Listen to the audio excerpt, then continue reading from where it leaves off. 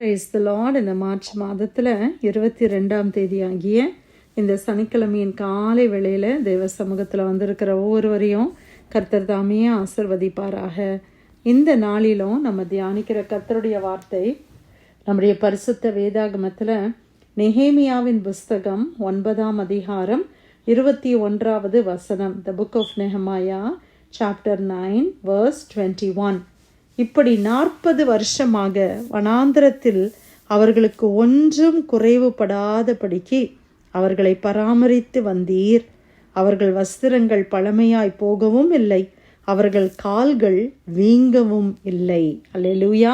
ஆண்டவருடைய அருமையான இந்த வார்த்தைக்காய் கர்த்தரை ஸ்தோத்திரிக்கலாமா. இஸ்ரவேல் ஜனங்களை எகிப்தின் அடிமைத்தனத்திலிருந்து கானான் தேசத்துக்கு நடத்தின தேவன் எப்படி அவர்களை நடத்தினார் என்பதை இந்த புஸ்தகத்தில் இஸ்ரவேல் மக்கள் அதை நினைவு கூர்ந்து அவர்களை கர்த்தரை மகிமைப்படுத்துகிறதை நாம் பார்க்கிறோம். 40 வருஷமாக வனாந்திரத்தில் அவர்களுக்கு ஒன்றும் குறைவுபடாதபடிக்கு அவர்களை பராமரித்து வந்தீர். ஆண்டவர் 40 வருஷம், பிரியமானவர்களே, 1 வருஷம் 2 வருஷம் இல்லை, 40 வருஷம் கர்த்தர் என்ன செய்தார்? இஸ்ரவேல் ஜனங்களை பராமரித்தார். ஒன்றுமே குறைவுபடலை. வனாந்திரம்தான், ஆனால் அந்த வனாந்திரத்தில் ஒரு குறையும் ஆண்டவர் வைக்கல. பிரியமானவர்களே, அதே தேவன் தானே இன்னைக்கு உங்களையும் என்னையும் நடத்தி கொண்டு வருகிறார். அதற்காக கர்த்தரை ஸ்தோத்திரிக்கலாமா. ஆண்டவர் நம்முடைய வாழ்க்கையில் எவ்வளோ அதிசயங்களை செய்திருக்கிறார், எவ்வளோ அற்புதங்களை கர்த்தர் செய்திருக்கிறார். ஒரு சில வசனங்களை நான் வாசிக்கிறேன், அது நம்மளுக்கு உற்சாகத்தை கொடுக்கும். நம்முடைய மிகுந்த மனவருக்கத்தின்படியே அவர்களை வனாந்திரத்திலே கைவிடவில்லை. அவர்களை வழிநடத்த பகலிலே மேகஸ்தம்பமும் அவர்களுக்கு வெளிச்சத்தையும் அவர்கள் நடக்க வேண்டிய வழியையும் காட்ட இரவிலே அக்கினி ஸ்தம்பமும் அவர்களை விட்டு விலகவில்லை. அவர்களுக்கு அறிவை உணர்த்த உம்முடைய நல் ஆவியை கட்டளையிட்டீர். அவர்கள் வாய்க்கு உம்முடைய மன்னாவை அருளி அவர்கள் தாகத்துக்கு தண்ணீரை கொடுத்தீர். இப்படி 40 வருஷமாக வனாந்திரத்தில் அவர்களுக்கு ஒன்றும் குறைவுபடாதபடி அவர்களை பராமரித்து வந்தீர். ஆண்டவர் காலையில் மேகஸ்தம்பம், நைட்டில் அக்கினி ஸ்தம்பத்தை கொண்டு வழி நடத்தினார். ஆமேன். ஏன்னா வனாந்தரத்தில் காலையில் எப்படி இருக்கும் யோசித்து பாருங்கள். அந்த மணல் நிறைந்த அந்த இடம் அவ்வளோ அக்கினியாக இருக்கும், அவ்வளோ சூடாக இருக்கும். அந்த இடத்துல மேகஸ்தம்பம் வந்து அப்படி குளிராக அவர்களுக்கு நல்ல மிதமான ஒரு வெதரை அந்த மேகஸ்தம்பம் கொடுத்துருக்கும். டெசர்ட்டில் வனாந்திரத்தில் நைட் எப்படி இருக்கும்?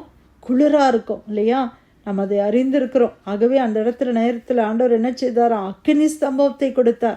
அவர்களுக்கு நல்ல வெளிச்சம் மட்டும் இல்லை, நல்ல ஒரு வெதர், நல்ல அவங்களுக்கு ரொம்ப சூட்டபிளான ஒரு வெதரை ஆண்டவர் கொடுத்தாங்க. பிரியமானவர்களே, அப்படியாக ஆண்டவர் நடத்தினார். மன்னாவை கொடுத்தார். காலையில் இந்த மாதிரி நம்ம ஜெபிக்கிறோம்ல, இந்த மாதிரி அதிகாலை வேளையில் அவனுடைய வீடுகளுக்கு முன்னால் மன்னா பொழியப்பட்டு இருக்கு. அந்த மன்னாவை குறித்து அது தேனிடப்பட்ட பணியாரம் போல இருந்துச்சான். அது தூதர்களுடைய உணவு என்று பார்க்கிறோம். அவங்க ஒரு வேலையை செய்யணும்னு அவசியம் இல்லை. காலையில் எழும்பின உடனே போய் மன்னாவை எடுத்து கொண்டு வந்து அவங்களுக்கு தேவையானதை அவங்க சாப்பிட்டு கொள்ளலாம்.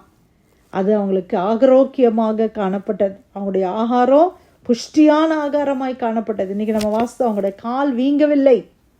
இன்றைக்கி நம்ம கொஞ்ச நேரம் காலை தொங்க போட்டால் வீங்கிறது, கொஞ்ச நேரம் காலை நடந்தால் நம்மளுக்கு கால் வீங்குது, என்னென்னலாமோ பிரச்சனை வருது.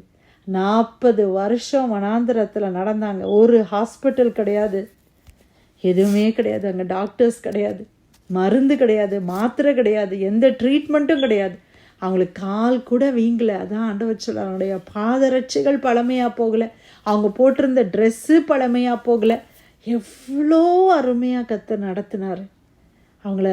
அந்த ஆண்டவருக்கு வாக்கு கொடுத்த கானானுக்கு கொண்டு வந்து சேர்ற வரைக்கும் அந்த மண்ணா இருந்துச்சுன்னு நம்ம பார்க்குறோம்.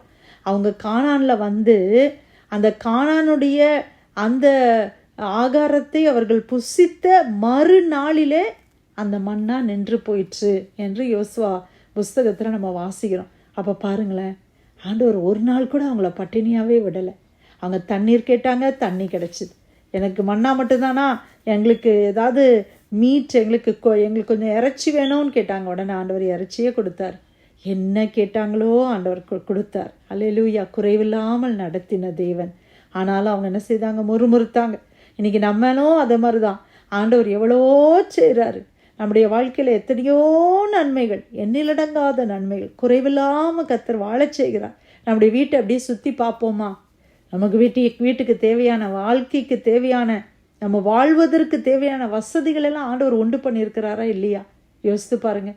நம்ம நிறைய நேரம் எனக்கு அது இல்லை, எனக்கு இது இல்லை, பெரிய வீடு இல்லை, எனக்கு இந்த சோஃபா இல்லை, எனக்கு இந்த மாதிரி வசதி இல்லை, இந்த பெட் இல்லை, எனக்கு இந்த பர்டிகுலர் கார் இல்லை, என்னென்னலாமோ நம்ம முறுமுறுக்கிறோம். ஆனால் நம்ம வாழ்க்கைக்கு தேவையான வசதிகளை கர்த்தர் கொடுத்து தான் இருக்கிறார். குறைவில்லாமல் இவன் நம்மளை நடத்தி கொண்டு தான் வருகிறார். இருக்கிறதுல சந்தோஷமாக இருக்க எப்போதும் நம்ம பழகி கொள்ள வேண்டும். ஹல்லேலூயா. முறுமுறுக்கிற அனுபவம் அன்னைக்கு இஸ்ரவேல் ஜனங்களுக்கு இருந்துச்சு. அதனால அவங்க என்ன செய்ய முடியல, கானானுக்குள்ளேயே போக முடியாமல் போயிடுச்சு. இன்னைக்கு நம்மளுக்கு ஆண்டவர் கொடுத்த வாக்கு தத்தத்தை நம்ம பெற்றுக்கொள்ளணும்னா கொஞ்சம் பொறுமை தேவைப்படுது. பொறுமையாக நம்ம இருந்து ஆண்டவருடைய வாக்கு தத்தத்துக்குள்ளே நம்ம பிரவேசிப்பது ஆண்டவருடைய விருப்பம். ஆனால் நம்மளுக்கு என்ன இல்லை, பொறுமையே இல்லை. இந்த நாட்களில் பொறுமை ரொம்ப குறைஞ்சி போயிடுச்சு. எல்லாமே கொஞ்சம் ஃபாஸ்ட்டாக கிடைக்க ஆரம்பிச்சிருச்சு. அதனால தேவனுடைய வாக்கு தத்தங்களும் ஃபாஸ்ட்டாக தான் கிடைக்கணும் அப்படின்னு நம்ம நினைக்கிறோம். ஆனால் கர்த்தர் அப்படிப்பட்டவர் அல்ல. டெக்னாலஜி மாறலாம், என்னன்னாலும் மாறலாம், சயின்ஸ் மாறலாம், ஆனால் தேவன் மாறாதவராக இருக்கிறார். ஆண்டவர் நம்மளுக்கு பொறுமையை கற்றுக் கொடுக்கிறார். ஆண்டவர் நம்மளுக்கு சில காரியங்களுக்கு வெயிட் பண்ண சொல்லியிருந்தா நம்ம பொறுமையோடு காத்திருப்பது நல்லது. ஹல்லேலூயா. ஆண்டவர் செய்த நன்மைகளை நினைத்து என்னை மட்டும் குறையில்லாமல் நடத்துனீங்களப்பா, இனிமேயும் நடத்துவீங்க ஆண்டவரே அப்படின்னு நம்ம தேவனை சார்ந்து கொள்ள வேண்டும். ஹல்லேலூயா.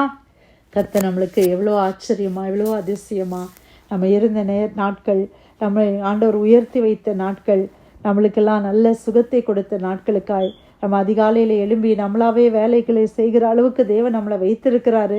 நம்மளுக்கு ஆண்டவர் சில பலவீனங்கள் வந்தாலும் ஆண்டவர் அந்த பலவீனங்களை எல்லாம் அதை தாங்கி கொள்ள பலன் கொடுக்கிறார். அதை ஆண்டவர் தாண்டி வர்றதுக்கு பலன் கொடுக்கிறாரு. அதுக்கு தேவையான ட்ரீட்மெண்ட்டு, வசதிகள், மருந்துகள், டாக்டர்ஸ் எத்தனையோ கொடுத்து தானே இருக்கிறார். அதற்காக கர்த்தரை நாம் ஸ்தோத்திரிக்கலாம். ஆண்டவர் நம்மளை கைவிடலையே. இந்த நிமிஷம் வரைக்கும் ஆண்டவர் நம்மளை கைவிடவே இல்லை.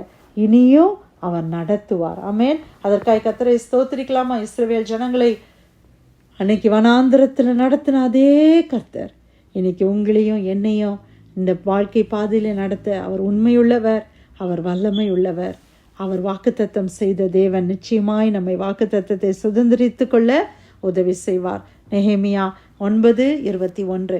இப்படி 40 வருஷமாய் வனாந்திரத்தில் அவர்களுக்கு ஒன்றும் குறைவுபடாதபடிக்கு அவர்களை பராமரித்து வந்தீர். அவர்கள் வஸ்திரங்கள் பழமையாய் போகவும் இல்லை, அவர்கள் கால்கள் வீங்கவும் இல்லை. கர்த்தர் கொடுத்த வார்த்தைக்கு நன்றி செலுத்தி யாராவது நம்ம ஜெபிக்கலாமா?